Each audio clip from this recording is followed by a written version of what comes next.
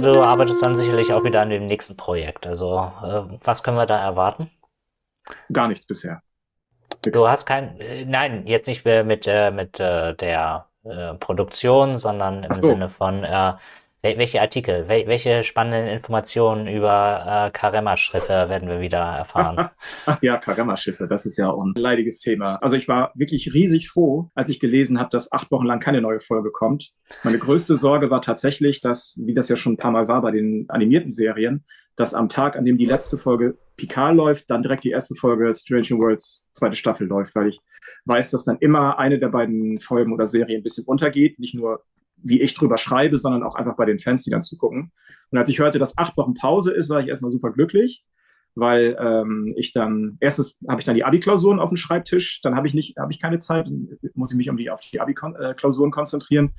Zweitens kann ich dann wieder ein bisschen zu TNG zurückkommen. Ich bin jetzt ja bei Twitter ungefähr bei Ménage à Trois bin ich jetzt, also die Damen Troy, kurz vor Ende der dritten Staffel. Dann kann ich da so ein bisschen weiterarbeiten und hoffentlich dann auch bei Angriffsziel Erde ankommen.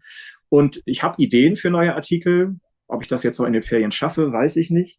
Ich würde gerne einen Artikel schreiben über kommerziell, Gott, das muss ich jetzt also auf Englisch, auf Deutsch übersetzen, auf Raumschiffmodelle, die man so zu selber zusammenbauen, kaufen kann, oder die Eaglemoss-Modelle, die ihr sicherlich auch kennt, wann die in Star Trek-Serien oder in Folgen aufgetaucht sind als Hintergrunddekoration. Darüber würde ich gerne mal einen Artikel schreiben. Und es ist jetzt in letzter Zeit vermehrt vorgekommen, dass Logos, die eigentlich Fans erstellt haben und im Internet hochgeladen haben, dass die dann auch in aktuellen Star Trek-Folgen auftauchen. Im Hintergrund, aber teilweise auch relativ deutlich. Und das finde ich cool, dass dann Arbeit, die Fans gemacht haben, dann so gewürdigt wird und tatsächlich dann verwendet wird in den Folgen. Und darüber würde ich gerne auch einen Artikel machen. Einfach dann sammeln, welche Logos das sind. Da fallen mir etliche ein. Das geht ja auch schon lange zurück. Und genauso mit den Raumschiffmodellen. Da hätte ich auf jeden Fall Spaß dran. So, Erschreckt das euch sind nicht, die. aber ich bin jetzt wieder da. Hallo Jungs. Siehst du, wir hören dich wieder. Sehr Ja, gut. ja, Ja, ich habe es gerade schon gesehen, hier unten, 4 Teilnehmer plötzlich. ich hatte so ein leichtes Internetproblem, was kompletter Internetausfall war. Ich will jetzt keine Werbung für meinen Anbieter machen, aber es ist zum Beispiel nicht die Telekom. Letztes Mal im Podcast. Ich habe das Gefühl, dass die Könnt ihr für mich die hören? Ich Ich höre kann dich, dich hören. Jörg, Okay. ja, ich höre Florian jetzt auch nicht mehr. Sollen wir weiterreden? Macht Oder einfach wollen, ohne mich wollen wir weiter. warten? Lasst mich zurück. Was sagt die Regie, Anke? Ich denke mal, ihr könnt ruhig weiterreden und Florian schneidet das dann. Ja, klar, dann macht er. Und als ich weg war, konnte ich auch ein bisschen nachdenken, so über die heutige Zeit und was uns alles in der Technik verlässt, unter anderem auch das Internet. Und ein ganz heißes Thema ist ja gerade ChatGPT. Und wenn man den an der richtigen Stelle anfasst, dann erzählt er auch kompletten Unsinn. Gibt's auch Artikel oder hast du schon mal darüber nachgedacht, ob es Sachen gibt, die der Schiffscomputer irgendwann erzählt hat, die auch kompletter Unsinn sind?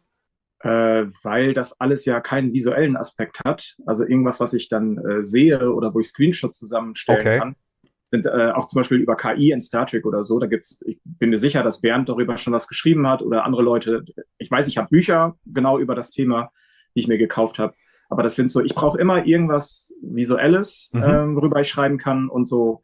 Das andere ist mir, das soll jetzt nicht negativ klingen, aber das ist mir irgendwie, das ist nicht handfest genug, das ist so ein bisschen abgehoben.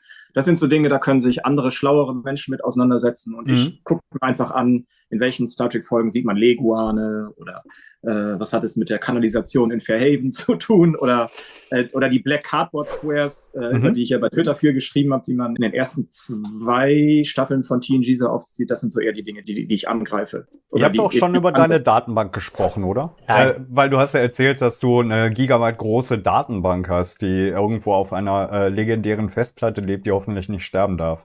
Nein, ich bin als TNG auf DVD rausgekommen ist, 2002, bin ich angefangen, mir die Folgen dann anzugucken und während ich die geschaut habe, wie ich das eigentlich immer schon mache, seit 94, mir Notizen gemacht habe zu den Dingen, die ich interessant fand oder in irgendwelchen Büchern was eingetragen habe.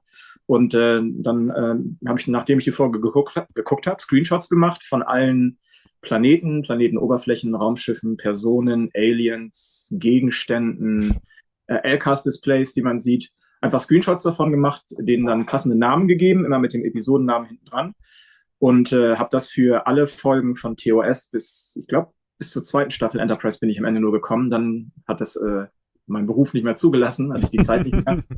Habe ich diese Datenbank und wenn jetzt ich aus Jux mal wissen möchte, in welchen Star Trek-Folgen sieht man einen Apfel, dann gebe ich halt Apfel ein und finde dann aus all diesen Folgen dann die jeweiligen Screenshots. Das habe ich oft für Memory Alpha genutzt, wenn ich irgendwas illustrieren wollte.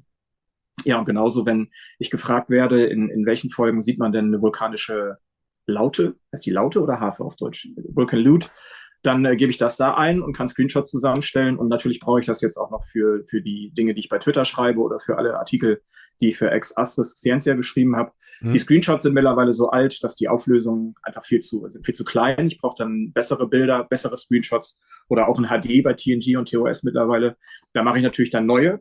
Aber dieser Grundstock, der auch immer noch ein bisschen wächst, weil wenn ich was Neues finde, packe ich auch in diese alten Ordner neue Screenshots rein.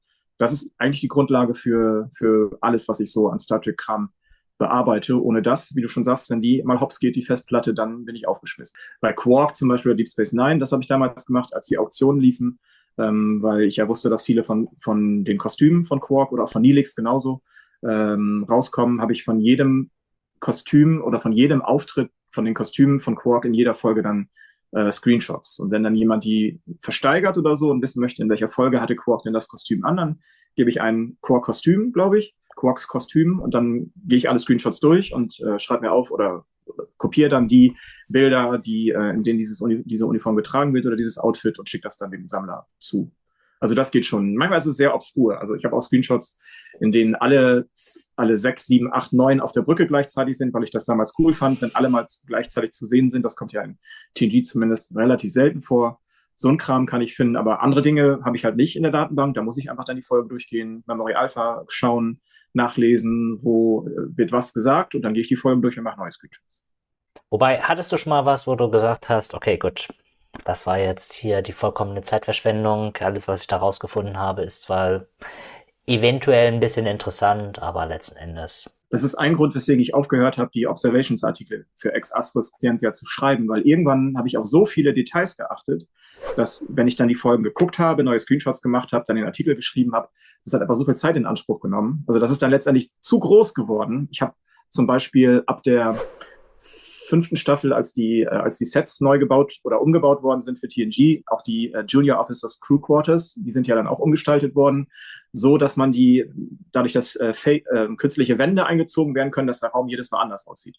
Und dann habe ich jedes Mal, wenn dann irgendein Raum zu sehen war, von irgendwem, der in diesen Crew-Quartieren lebt, aber auch Gaststars oder irgendwelche Gäste, habe ich als Vektorgrafik den Raum dann, also ich hatte einen Setplan, wo ich den Raum von oben sehen konnte, habe dann aber das so modifiziert, dass man sehen kann, wie der Raum in der Folge aussieht. Und das hat aber tierisch viel Arbeit gemacht. Genauso bin ich irgendwann angefangen, alle Konsolen, die man so im Hintergrund sieht, davon Screenshots zu machen und dann zu kategorisieren, welche Konsole ist in welcher Folge zu sehen, weil ich ja wusste, die wurden damals entweder gebaut für die Serie oder die wurden ausgeliehen. Das hat Spaß gemacht. Da gibt's auch dann so einen rudimentären Artikel bei Ex Astris Scientia, aber das sind so Dinge, die am Ende dazu geführt haben, dass ich die Zeit nicht mehr hatte. Und den möchte ich irgendwann fertigstellen, aber das ist auch, im Moment komme ich nicht dazu. Ich habe alle Folgen mit Klingonen bin ich durchgegangen, seit TNG, um die klingonischen Stirnrunzeln zu untersuchen, weil es gibt, glaube ich, insgesamt 30 verschiedene Formen, die Michael Westmore hatte, die immer wieder verwendet worden sind. Und das fand ich einfach spannend, mal zu gucken, welche Klingonen teilweise mit 20 Jahren Unterschieden aus Voyager-Folgen oder aus TNG-Folgen hatten dieselben Stirnrunzeln, sind also vielleicht miteinander verwandt, ist ja bei Klingonen so, wird ja so gesagt. Das war auch tierisch viel Arbeit, wo ich sehr viel Arbeit schon reingesteckt habe, aber irgendwann am Ende doch nicht dazu gekommen bin, das Bernd zuzuschicken.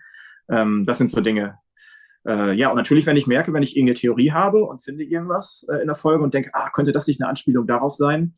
Und dann recherchiere und gucke und dann am Ende merke, nee, das ist doch nur Zufall oder hast du falsch in Erinnerung, dann höre ich halt auf. Ne?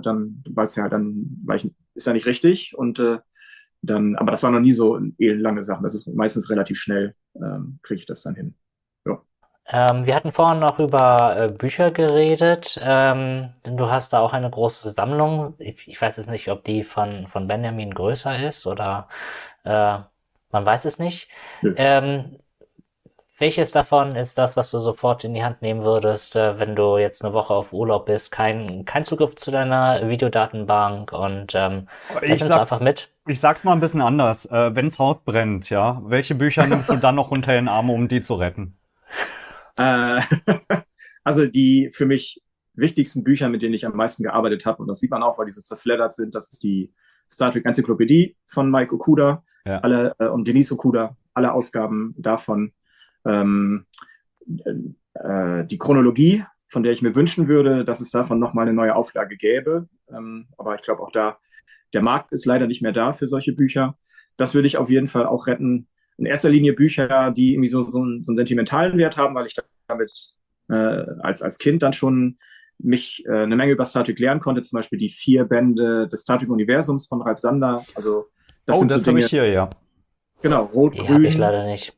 Blau und Violett, weil ich genau weiß, wann ich die Weihnachten bekommen habe und wie ich die verschlungen habe. Gucke ich nicht mal so viel rein, aber haben halt diesen riesigen sentimentalen Wert. Und alle Bücher, die sich mit Raumschiffen, Planeten, Aliens auseinandersetzen, die liegen mir ganz besonders auf dem Herzen. Und die würde ich dann irgendwie unter den Arm schnappen. Aber auf jeden Fall auch meine Festplatte mit meinen Star Trek Screenshots. Ich glaube, das ist auch wichtiger. Ja, aber die darfst du auf die Insel nicht mitnehmen. Genau. Stimmt, bringt mir auch nichts. Hast du recht. Ja.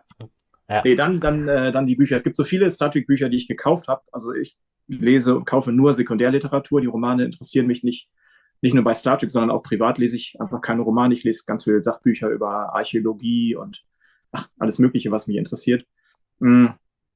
Ja, wie gesagt, die Bücher, die ich vorher genannt habe, das sind die für mich am wichtigsten sind. Vielleicht auch noch wichtig ist auch die Star Trek Concordance von B. Joe Trimble. Das Buch, das war auch eines der ersten, was ich gekauft habe auf Englisch. Und auch eines der Bücher, an dem man sieht, dass ich zu Beginn alle englischen Wörter, die ich nicht kannte, mit 15, 16 dann für mich übersetzt habe. Und wo man sieht, wenn man weiter durchblättert, das fängt ja einfach bei A an. Ich habe ja, genau wie ihr seht, hoffentlich, oder denke ich auch, ich habe beide Bücher komplett von A bis Z durchgelesen, beide Enzyklopädien. Und habe dann die Wörter, die ich nicht kannte, mit Bleistift drüber geschrieben. Und man sieht, dass es immer weniger wird, bis am Ende dann gar nichts mehr drüber steht, weil ich entweder die Wörter schon kannte oder man einfach den Sinn des Textes dann so verstehen konnte, auch wenn man nicht alle Wörter kannte. Das Buch ist mir auch wichtig, das ist auch genauso abgenutzt und ganz viele Notizen stehen da drin, in welchen Folgen was auftaucht oder Fehler, die ich gefunden habe, und das würde ich dann auf jeden Fall auch mit aus dem Haus nehmen. Ja. Welche Edition davon hast du? Die mit der glatten Frontseite oder die mit dieser Drehscheibe? Ich hatte zuerst ich weiß nicht, kann ich nur sagen, das Cover ist gelb. Das ist die Version, in der schon ein paar TNG-Folgen auch mit drin sind. Ich glaube, Generations ist schon mit drin und Radix ist schon, genau, das war die erste, die ich hatte, genau. Und dann habe ich mir viele Jahre später dann die mit der Drehscheibe auch dann noch ersteigert bei eBay, weil ich finde die so kultig. Und ich glaube, ich habe noch eine dritte, die ist mit rotem Cover, die habe ich eben auch mal gefunden, das fehlte mir noch in meiner Sammlung. Also die habe ich auch. Ich sammle tatsächlich Star Trek Sekundärliteratur. Also wenn ich im Moment etwas sammle, dann ist es das.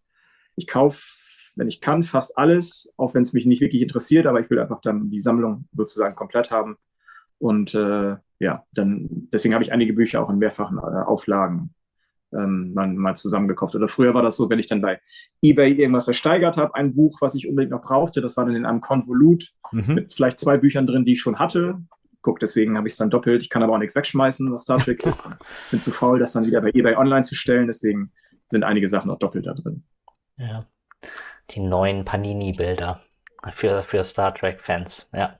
Also ich habe ganz früh in der Kindheit auch schon gelernt, man sollte mit Sammelbildern gar nicht erst anfangen, weil dann hat man 15 doppelt und sucht dann immer noch das eine, was man braucht, und da geht das ganze Taschengeld bei drauf. Und ich habe dann, als ich dieses Sammelalbum dann gefunden habe, ich habe es dann auch komplett bei eBay gekauft. Ich glaube, es war noch leer, aber alle Aufkleber, die rein müssten, hatte dann diese Person schon gesammelt. Also hatte ich diesen Stress. Ich habe es vollständig, aber dann halt getrennt. Und ich habe es einfach, weil ich es gut fand, weil ich als Kind ja auch solche Sammelalben hatte. Niemals für Fußball, aber für andere Dinge, die mich interessiert haben. Und jetzt habe ich es für TNG auch. Aber das ist irgendwo nebenan im Schrank, da habe ich seit Jahren nicht reingeguckt. Wirklich nicht.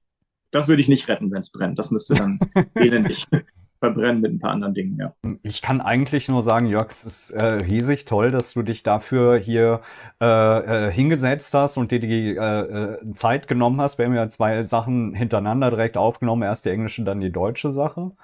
Und ich weiß nicht, ob du das jetzt schon gesagt hast, aber du feierst ja heute Abend noch. Richtig. Das heißt, da wirst du dann auch relativ angestrengt sein.